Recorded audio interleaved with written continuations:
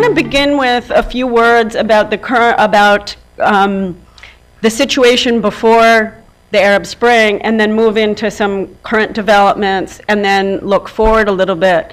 And I'm really going to focus on the big picture, as I think the other panelists know much more about food security than I do.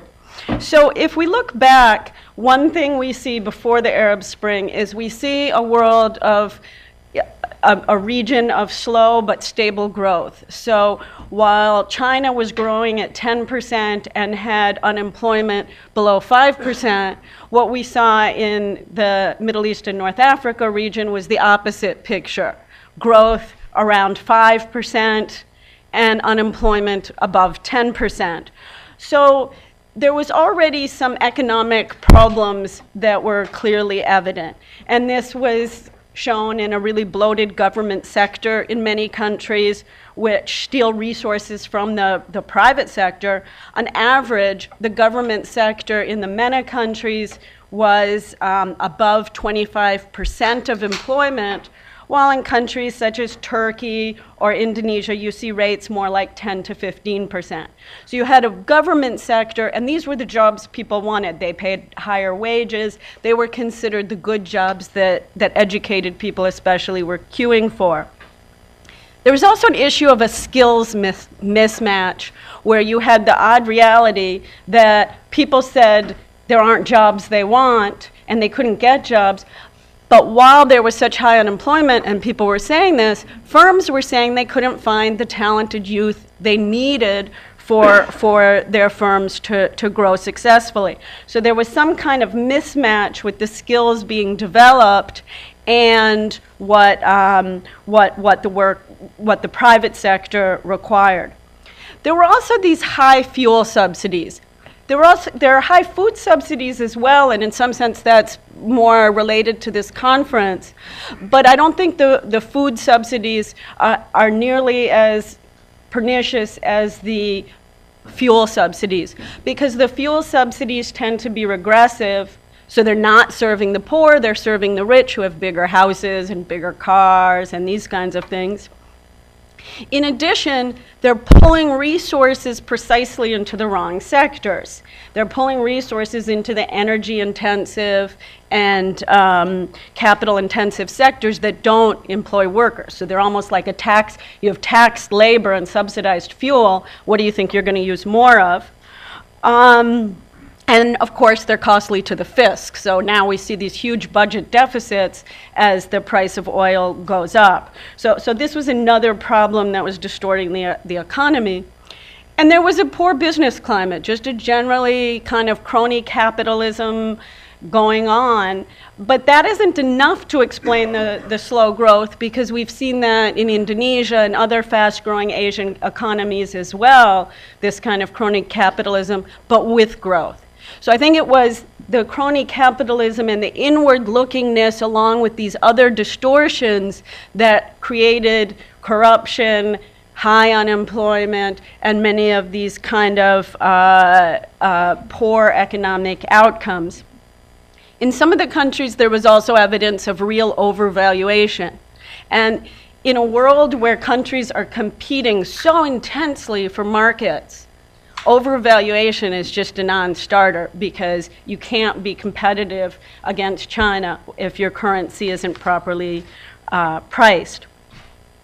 So unfortunately, while the economic transition, or I should say political transition, going on in many of the countries, it has very hopeful and positive political outcomes. In the short run, there's temporary economic challenges that are really quite severe. So last year, we saw a decline in growth in Egypt, Tunisia, Libya, and Yemen, quite significant, moving into the negative territory. So while starting from this point of sort of slow but stable growth and high unemployment, they've actually now gone into a situation where things are much worse. And we've seen an increase in unemployment, for example, in Tunisia from about 14% to nearly 20% just in the last year. So things are really quite difficult in this part of the world. And the current economic conditions in the rest of the world haven't been particularly helpful. So with Europe slowing down, which is a huge market for Morocco and Tunisia, 70 to 80% of their exports go to the European Union.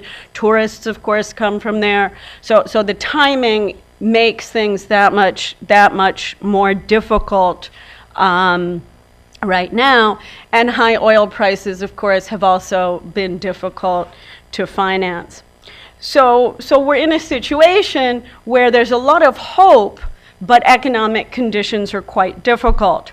So what we see now is in the press and what's going on as new governments are formed is it's still much more about politics than economics. So we haven't quite gotten to the economic awakening that we would need to follow the political awakening. And there hasn't been that much change so far. Doesn't mean it isn't coming, but we haven't seen a real shift in many of the policies. In the spring of 2011, for example, we saw an increase in subsidies in many countries, and then also in government sector employment, either in the forms of wages, regularizing temporary workers, these kinds of policies that are really part of the social compact of the past. More government sector workers, more subsidies, when really we need to move to a different kind of situation. At the same time, of course, governments need to manage expectations. They need some quick wins to keep things positive and develop a kind of confidence that things are going in the right direction. And I think there have been some important steps in this direction. So, for example, opening of information in Tunisia. We've seen the Information Act. Many more countries are interested in improving competition, in service delivery, in improving education, in using SMEs, which while they're not going to be the sort of silver bullet for job creation, they can help to build confidence, especially now. And of course, the standard of labor-intensive public works, which is a great way to employ people in the short run temporarily when things are difficult. But we also cannot forget the long-run reforms while we are trying to help the short run stabilize and move forward. And the reason these types of reforms, I mean, there's so many reasons fuel subsidies are bad, and government officials are well aware of this. But reform is very difficult. There's a short-run cost, sort of a J curve of reform. There's a short-run cost when you try to do reforms, and it's only in the long run that you get the gain. So, for example, if resources are already in the energy-intensive sectors, in the short run, when you change energy costs, those sectors will be hurt and there'll be a decline, but it'll only be in the medium to long run where other sectors can develop. And this is why, I mean, we see it in every country in the world. Reform is very difficult. So the biggest challenge is just meeting these expectations, and in the short run, I think this can partly be done through the political types of measures of information, campaigns against corruption, things that'll make people feel confident the government is moving forward. It's also extremely important to show this kind of clear path, because the uncertainty has moved into a situation where investors aren't investing. So we did a recent survey, MIGA and the EIU, of corporate investors in the region, and over 60% are withdrawing or sitting on the sidelines because it's just too uncertain. So it's very, very important to remove this type of uncertainty. The last thing I really want to talk about, I had one more topic, but I think I'm running out of time. Or actually, I had two more topics, but I'm going to skip one and move to, in terms of the knowledge gaps and moving forward, what we, especially in the kind of knowledge building community, can do. And the first point I want to make is, and I'll just make it, data, data, and data again. That what I noticed moving to really focus on this region after being at the bank and working in many areas is the lack of really rigorous data to inform policy and have evidence-based policy. So we need better distribution and openness of household surveys so that we know where the pockets of poverty are and then can properly do social safety nets. We need to understand why it is that firms aren't growing. We've started, I mean, the changes going on have helped. We're accessing more data than ever before. We have access now to firm census in Tunisia, and one of my people is over there now mining through this data and discovered that who was creating the jobs in Tunisia? It was mainly self-employment. But this, of course, over the last 10 years, the biggest creator was just people starting to work only for themselves and not hiring anybody. This isn't a stable way for an economy to grow. It explains, it helps us to understand what's wrong and how we can get the big firms that a small change in will really create employment to grow, and some young, new, dynamic firms, why aren't they taking off?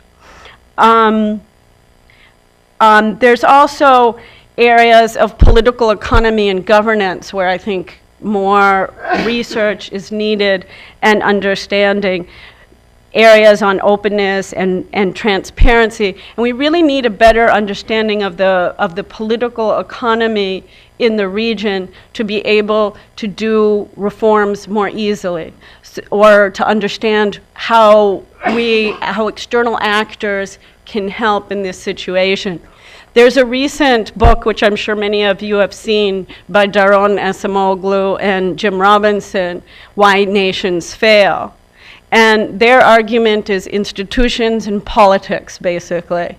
And the point is that if you have a situation where a government is more of a rentier state in their framework, then the government's only going to want to do projects that are more tied to their interests.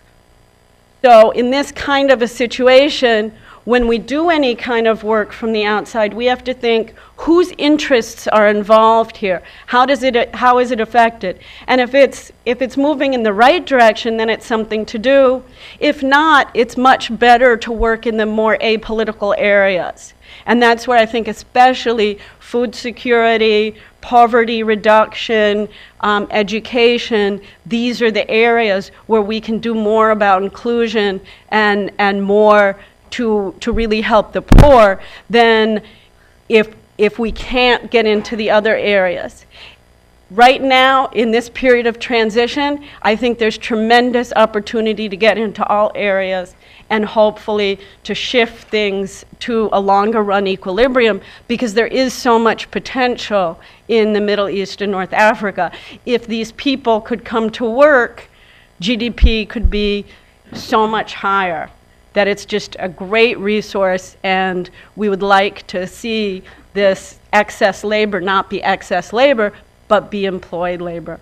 So with that, why don't I stop, and we can come back to any of these issues in the questions, and I'll move on to the next speaker. Thank you.